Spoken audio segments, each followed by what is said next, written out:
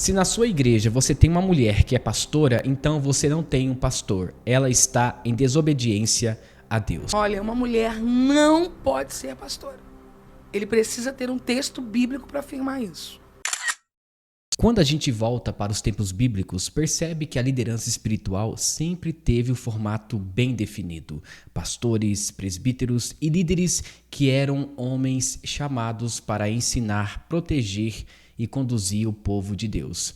Isso não aparece como uma regra inventada pela cultura, mas como um padrão estabelecido nas cartas apostólicas. Em todas as listas de requisitos dadas por Paulo, os termos são masculinos e relacionados ao papel de liderança pública. O conceito de pastora simplesmente não existia na comunidade cristã primitiva. Em 1 Timóteo, capítulo 2, o apóstolo Paulo deixa bem claro que a mulher não deveria exercer autoridade espiritual sobre o homem nas reuniões da igreja. Isso moldou a prática cristã dos primeiros séculos, porque a igreja entendia que o ensino autoritativo e governo espiritual eram funções masculinas. E isso não diminuía o valor das mulheres, mas organizava os papéis conforme a ordem que foi estabelecida pelo próprio Deus. Assim, desde o início, as igrejas plantadas pelos apóstolos seguiram um padrão que ninguém via como opcional. As mulheres, no entanto, eram extremamente ativas e não podemos negar isso. Elas serviam, discipulavam umas às outras e participavam do avanço missionário e apoiavam a obra dos apóstolos. Priscila é um grande exemplo. Ela ensinou Apolo ao lado do marido, mas nunca assumiu função pastoral. Isso mostra que as mulheres tinham voz, tinham espaço, tinham impacto, mas não ocupavam o ofício pastoral que envolvia o ensino público e a autoridade espiritual diante da congregação naquela época. Conforme o cristianismo se espalhou pelo Império Romano, a igreja organizou melhor os seus cargos. Surgiram bispos, presbíteros e diáconos, todos homens, seguindo o modelo apostólico. Mesmo em regiões bem diferentes, com culturas e desafios opostos, nenhuma comunidade ou igreja cristã resolveu nomear mulheres como pastoras. E uma coisa importante, não houve divergência histórica nos primeiros séculos sobre esse assunto. Era praticamente uma unanimidade.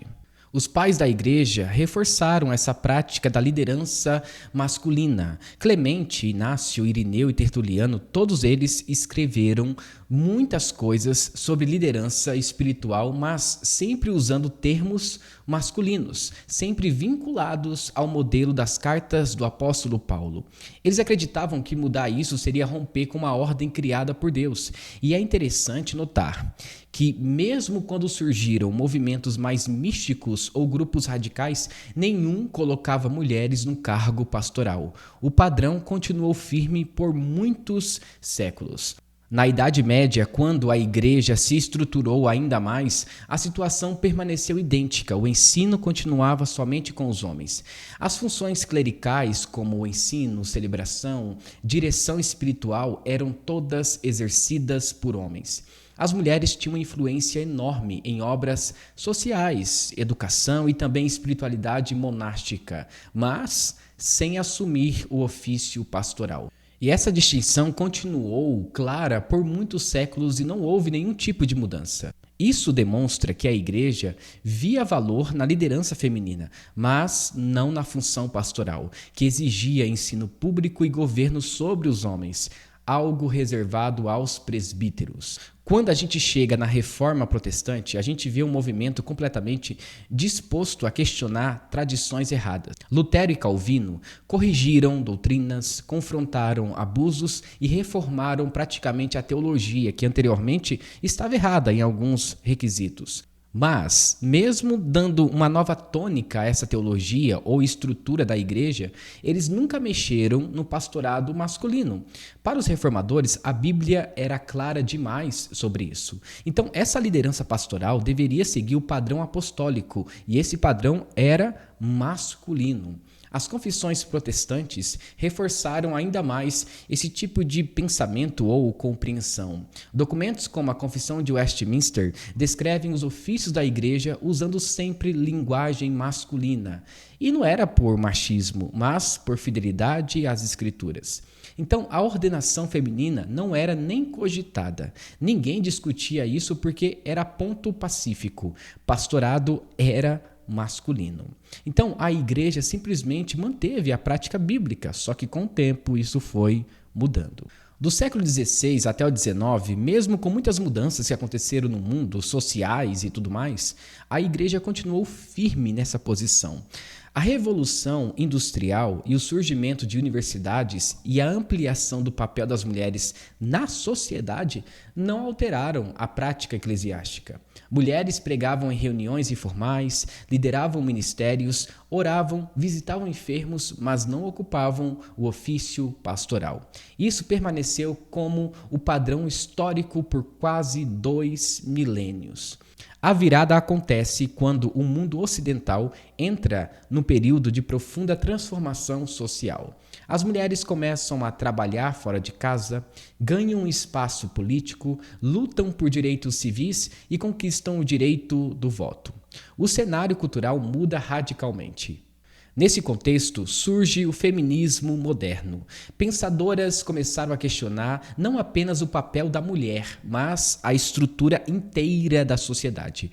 Uma das influências mais fortes é Simone de Beauvoir, que afirma que a mulher não nasce mulher, torna-se mulher, defendendo que limites femininos são impostos pela cultura. Seu livro, O Segundo Sexo, influenciou o mundo inteiro, principalmente as mulheres que queriam erguer essa bandeira. Outros movimentos aparecem paralelos com o feminismo, e essa visão de que o feminino é uma construção social começa a entrar nas discussões religiosas. Se a mulher é oprimida pela cultura, então, segundo essa lógica, a igreja também participaria dessa suposta opressão ao limitar o ofício pastoral aos homens. Assim, o feminismo abre as portas para questionar a estrutura da igreja. Então, esse tipo de pensamento não nasce da teologia bíblica, mas de pressões externas que começam a influenciar a interpretação bíblica. Algumas denominações protestantes passam então a reinterpretar textos bíblicos durante essa época. O que antes era visto como instrução universal, agora é tratado como uma questão cultural. Alguns dizem que Paulo estava apenas refletindo o seu tempo, e essa leitura, porém, nasce exatamente da mentalidade que o feminismo espalhou. Se tudo é construção social, qualquer texto antigo pode ser reinterpretado.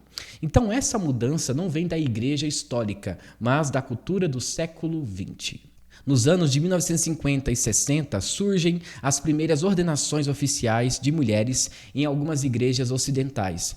Um caso marcante é o de Raquel Hederlich, ordenada em 1965 nos Estados Unidos. E esse tipo de ordenação abriu precedentes que nunca existiram antes na história cristã.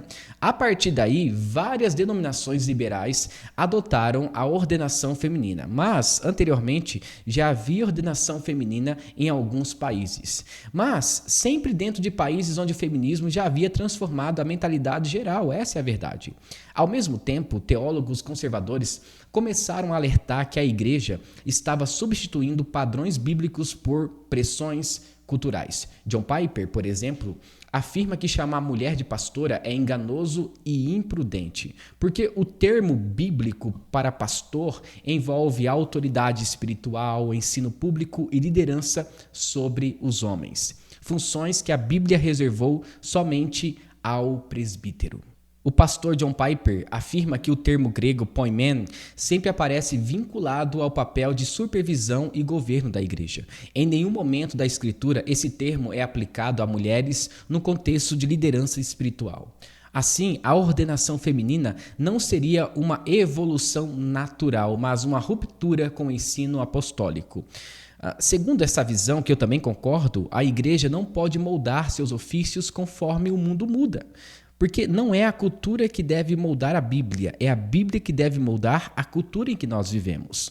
Outros teólogos conservadores reforçam que abrir o pastorado feminino não foi resposta à Bíblia, mas ao feminismo que havia redefinido a visão da mulher na sociedade. Eles entendem que quando a igreja troca seu fundamento por pressões externas, ela perde completamente a sua identidade. Basta ver a igreja evangélica atual. A questão aqui não é a capacidade ou o valor da mulher, mas a fidelidade ao modelo bíblico de liderança espiritual estabelecido desde a época apostólica. Enquanto isso, muitas denominações mais progressistas seguem avançando, permitindo mulheres como pastoras, bispas e até apóstolas. Esse fenômeno se espalha especialmente onde o feminismo é mais forte. No entanto, igrejas históricas e reformadas continuam resistindo, nem todas, algumas, afirmando que o ministério pastoral não é um cargo de representatividade social, mas um ofício instituído por Deus com funções espirituais específicas. A partir dos anos 80 e 90, o debate explodiu completamente. Grupos feministas dentro da teologia começaram a reescrever doutrinas, reinterpretar textos e até propor uma teologia feminista. E esse tipo de teologia defende que termos masculinos para Deus e para líderes espirituais são opressores. Isso mostra como a discussão deixou de ser apenas prática e se tornou ideológica. A Simone de Beauvoir, por exemplo, crê que a mulher ela nasce oprimida e que existe um tipo de patriarcado opressor em nossa sociedade. E com o tempo, parece que o debate não era mais exegético, ou seja, ver no texto se realmente aquilo é bíblico ou não, mas se tornou político-social. Quando analisamos historicamente, percebemos que por quase 2000 anos a igreja rejeitou o pastorado feminino. E isso não mudou por conta de nova descoberta bíblica, mudou porque o mundo e a cultura mudou. A cultura passou a enxergar papéis como opressão e começou a pressionar instituições religiosas para se adaptarem. O movimento feminista foi o grande pivô dessa transformação, como demonstrado no impacto das ideias de Simone de Beauvoir. Do ponto de vista bíblico, abrir o pastorado para mulheres não resolve um problema, mas cria outro. Coloca a igreja numa rota de adaptação constante à cultura ou ao mundo. Se a base para alterar uma doutrina é uma mudança cultural, então tudo pode ser renegociado. E essa lógica enfraquece completamente a autoridade da Escritura e relativiza princípios que antes eram considerados imutáveis, incluindo o papel do pastor. Se na sua igreja você tem uma mulher que é pastora, então você não tem um pastor. Ela está em desobediência a Deus. Procure uma igreja bíblica. No decorrer da história, não temos relatos de mulheres que realmente foram ordenadas pastoras, a não ser depois das ondas do feminismo. Ainda assim, há quem defenda que negar o pastorado feminino seja opressão. Porém, quando olhamos para os séculos em que a igreja seguiu esse padrão, não vemos um movimento de protesto ou rejeição interna. Então, o que percebe é que a mudança só acontece depois que o feminismo redefiniu o conceito de mulher na sociedade ocidental. Quando a gente observa toda essa trajetória, fica evidente que a figura da mulher pastora é um fenômeno recente, fruto das transformações do século XX. Na Bíblia, nas primeiras igrejas, nos pais da igreja, na Idade Média ou na Reforma Protestante, não temos indícios de que realmente tiveram mulheres que foram ordenadas pastoras ou tiveram uma grande liderança espiritual. Então o que parece é que muitas igrejas estão negociando o que é bíblico pela tendência cultural. Nós precisamos entender que o mundo muda, mas a Escritura permanece. Onde a cultura tenta ditar padrões, a igreja deve lembrar que sua autoridade é outra, a palavra de Deus. O pastorado feminino não é continuação natural da história da igreja, mas um fenômeno recente influenciado diretamente pelo feminismo. E para quem segue essa linha, manter esse padrão não é retrocesso, mas é fidelidade à ordem bíblica e histórica da igreja. Então, se na sua igreja você tem uma pastora, tome cuidado, ela está em desobediência a Deus. Não há fatos bíblicos históricos que realmente apoiem a ideia da ordenação feminina. Então, pastorado feminino é antibíblico. Que Deus te abençoe.